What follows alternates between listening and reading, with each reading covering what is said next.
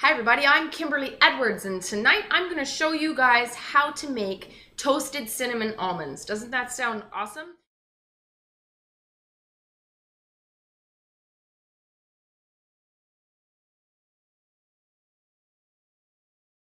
Super snack, full of protein and healthy things for you. Almonds are great for you, but with a little kick. You don't have to put chocolate on them for them to taste good. You can put just a little something on, and it's more interesting, okay? So right now I've got 2 cups of almonds. That's what I'm doing. You could do more if you want to, but I only need about 2 cups. I mean, I can snack on that for quite some time. Very first thing I'm going to do is I'm going to grab an egg, and I'm going to separate the egg from the white. Best way to do this is with your fingers. So you're going to be very gentle cracking it. Crack it over top of a little bowl. Leave it in 1/2 of the eggshell. Use your hands to hold the egg yolk. Now I'm going to use the egg white in this recipe, so hold the yolk, pour the egg white in the great big bowl, and then reserve your yolk for something else. Those can be frozen, they can be also refrigerated, and you can use them for other recipes. Sit tight, wash your hands. Okay, so the next thing I'm going to do is I'm going to froth up this egg white. You only need 1 because you just need to coat it lightly, okay? You're going to froth it up. Use a whisk. It'll take a second. Use some elbow grease. You'll be okay. What you're trying to accomplish is get this egg white to be very frothy. And that shouldn't take too much time with 1 yolk, a nice bowl, and a good whisk. And a little bit of elbow grease. Okay? Awesome. So this is frothy, and as you can see, I don't know if you can see it, it's frothy. Okay, so it was all bubbly and foamy, okay? And that's all I need to do. It only took a couple seconds. All right, so into this, I'm also going to stir in some vanilla, okay? I'm going to use about half a teaspoon of vanilla. I don't think any more is necessary than that. I think you'll be wasting it otherwise. Now, when you use vanilla, please use real vanilla extract. Don't use artificial extract. Sit tight, hold on.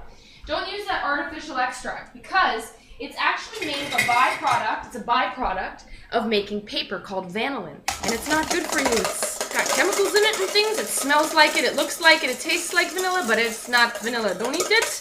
Not good. So now I've got this vanilla in here and the egg. Already smells fabulous. Preheat your oven, 300 degrees, okay? All right. Into this bowl go my 2 cups of onions. Now these still have that little skin on. They're not blanched. And I'm just going to stir them through that egg yolk. Right, I'm using California almonds today. You may use whatever kind of almonds you like. Now you can use a spoon for this or whatever. It might be easier to use a spoon. So the next thing going in is I'm going to put about 1/3 of a cup of sweetener. Now that can be plain sugar, that can be brown sugar. I'm going to use a combination of the two. And I'm just going to fill 1 little cup, 1/3 of a cup. I'm going to use half brown sugar, and I'm going to fill the rest of it up with plain old sugar. And I'm going to do it over top of the bowl, just in case I have a little spillage. Big deal. It fell in the almonds. It's all good. All right, so make sure that this is nice and broken up. Pack your brown sugar into this, into your measuring cup, okay? There we go. So I've got half of it's brown, and the rest of it I'm going to pour some white sugar on top. You just need about 1/3 of a cup. Like I said, whatever you want to do to make 1/3 of a cup, that's what you do. So I'm doing half and half, just because it's going to give me a little bit different of texture, a little bit different flavor as well. That brown sugar has a nice dark component to it. Tastes nice. All right, so this is going to go in as well, over top of these. I'm probably going to use my hands to finish this off, because your hands are the best tools on the planet. Okay, also into this goes a half a teaspoon of salt. Now, salty and sweet things go fantastically together. 1/4 teaspoon. I don't even know if we need that much. Maybe just a little bit less than a 1/4 teaspoon, okay? I don't need a whole lot of salt in my diet, but I think nuts are very nice with some salt on them, roasted and almond gravy. All right, so that goes in there, and the best part about this recipe is the cinnamon. Now, you can experiment with other flavors. You can use cardamom, you can use, I don't know, ginger, you can use all kinds of stuff. But hey, today I'm using cinnamon. That's kind of a traditional thing to use, I would say. My aunt used to make this at Christmas time, and she used to give them away in jars. And it's not just a Christmas recipe. This is spring, summer right now. And this is what I'm making today. So into this, I'm going to put about another 1/4 teaspoon of cinnamon. Now, you can experiment with cinnamons as well. If you don't know about cinnamon, there's all kinds of cinnamons. I got a fabulous one called Saigon cinnamon the other day. So good. So just a 1/4 teaspoon's going in. And I'm going to sift it. I forgot to mention that. I'm going to sift it in here because I want to make sure there's no chunks, and I want to make sure that it's completely evenly spread out. Okay, perfect. Now, maybe just a tiny bit more salt. Now I'm getting nervous. I want the nuts to taste very well. Very nice. Okay, going to use my hands, but before I do that, I'm going to spray a baking sheet. Now, if you are making more nuts than this, please use 2 separate baking sheets to do this, because you want to make sure that they're all spread out. Now, you can grease this up with oil. You can use butter if you want to. I wouldn't recommend butter. You can use spray, okay? I think the spray is just faster and easier, whatever. So, I am moving this all around. I want to make sure they're all nice and coated. You want that sugar mixture all over those almonds. You want that salt mixed in properly. You want cinnamon on every single one. You want them completely coated. This looks fabulous. Now, it's kind of a gooey mixture, and that's cool. That's exactly what you want. See this? This is what it's going to be the consistency of. Just like that. See the runny gooey? A little bit runny gooey, and that's fine, because that's going to all harden up and dry out, and it's going to get all attached to the almond. It's going to be so tasty. Look at that. That's going to taste great. So, onto my cookie sheet, I'm just going to pour these, and I'm going to spread them out with my hand. Just make sure that they're one even layer. You don't want them touching each other if you can help it. Move them apart from each other as best you can. Now, they're going to go into this oven for 25 to 30 minutes. I'm probably going to set my timer for 20 minutes, and halfway through, I'm going to turn them. So I guess I'm not going to set it for 20 minutes. I'm actually going to set it for 10 minutes. 10 minutes, I'm going to flip them with a little, spatula or flipper, and then I'll be back again in another 10 minutes, and they'll be all beautiful, lovely, and roasted up, and then you're going to let them cool. Okay? Sit tight.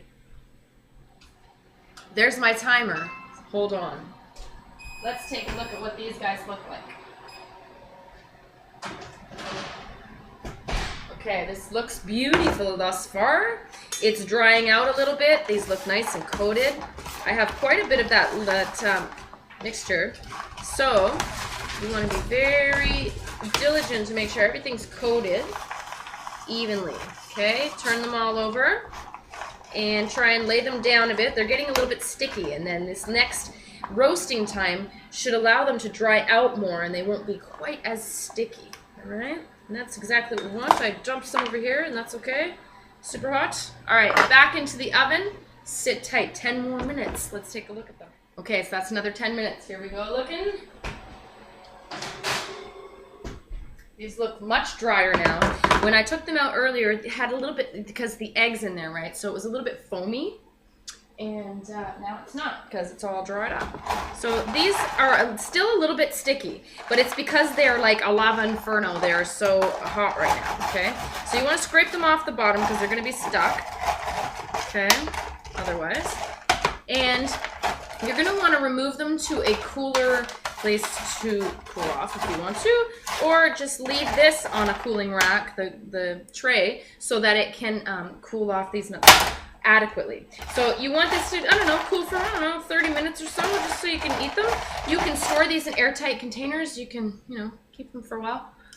They're crunchy inside. They're not overdone. They're completely coated. They're delicious. I'm not mad at these at all. You have to try these. So, that's it, that's all. That's how you do toasted cinnamon almonds. Awesome. Roast them like this, man. You can put a little more sugar if you want to. You can use honey. You can use agave nectar if you want to. Experiment. Use different nuts. You could use Brazil nuts for this, pistachios. You could use peanuts, whatever. This is how you do it. This is how you roast nuts. You know how they do those honey roasted nuts? That's it. That's how you do it. Experiment. Anyways, eat deliciously. I hope you're a champion in your kitchen. And tune in again. I'm Kimberly Edwards. Bye.